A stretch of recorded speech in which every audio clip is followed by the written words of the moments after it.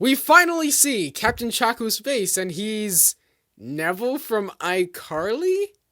Welcome back to my weekly review of the new episodes of Power Rangers Beast Morphers. This time it's episode 11, The Greater Good, which concludes the little Captain Chaku story.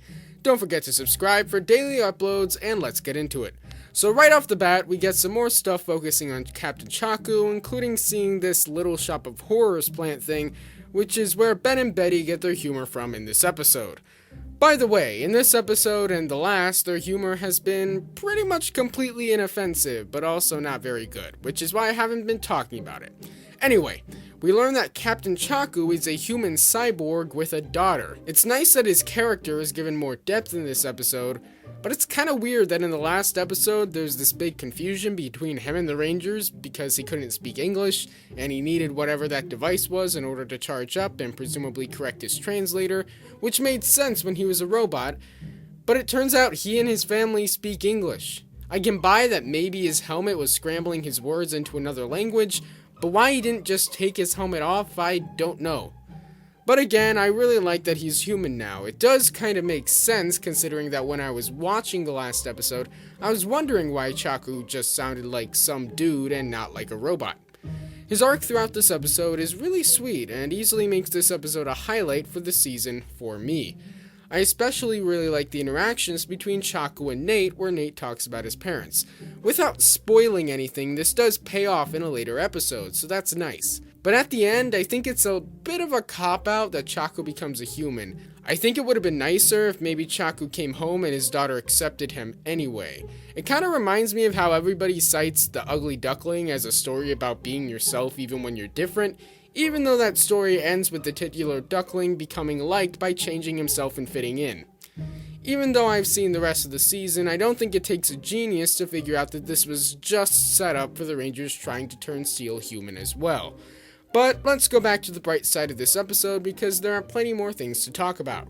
First of all, the actor who plays Chaku does it really well. You can really see the emotion on his face when he becomes human again, and you can hear the emotion in his voice even when he has his helmet on. And even though they aren't in this very much, Lyanna Ramirez and Kobe Strong are great as Roxy and Blaze as per usual. They really are underutilized in this season, though they will get a few good moments to shine later on down the line without spoiling anything. The rest of this will mostly be about Sentai stuff, but I'll talk about it anyway. I really like the darker aesthetic of this episode. We get various fights at night and underground, and it's a nice change of pace from the bright daytime look Power Rangers normally has. Quick side note here. How did Ryjack and a squad of Vivics sneak themselves and a bunch of digging equipment under a highly guarded government facility with 24/7 camera monitoring and an elite team designed specifically to destroy them? And how did no one at Grid Battle Force notice until the Rangers could hear it going on? Anyway, I think the reason behind the darker aesthetic in this Sentai episode was that Metal Heroes was a show for an older age demographic than Super Sentai, so the show was darker both literally and figuratively. So the Sentai footage tried to emulate that. And I kinda like that Ryjack grew, making him the only monster to do so in Beast Morphers. But why did they decide to say he got that device from Andrasia?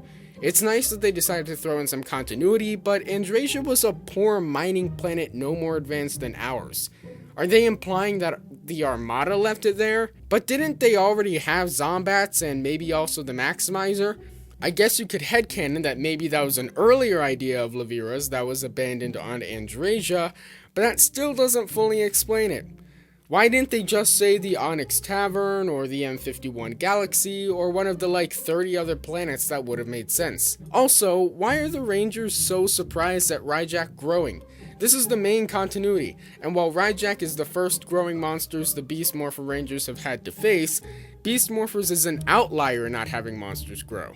In fact, the only previous season to use giant robots instead of growing monsters is SPD, which hasn't even happened yet. Monsters have been growing in this universe for 25 years. Why are they so surprised?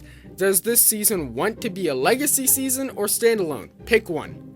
I'll close out just by saying that I really like the design of Reptilo Beast in this episode. It reminds me a lot of Serpentera. I'd go so far as to even say I'd headcanon that the Intergalactic Police Force salvaged what was left of Serpentera from the aftermath of Forever Red and used it to make Reptilo Beast. So overall, this episode is a pretty significant step up from Intruder Alert. Not to say that episode was bad though, but what do you think? Let me know down in the comments below and I'll see you next time. Bye.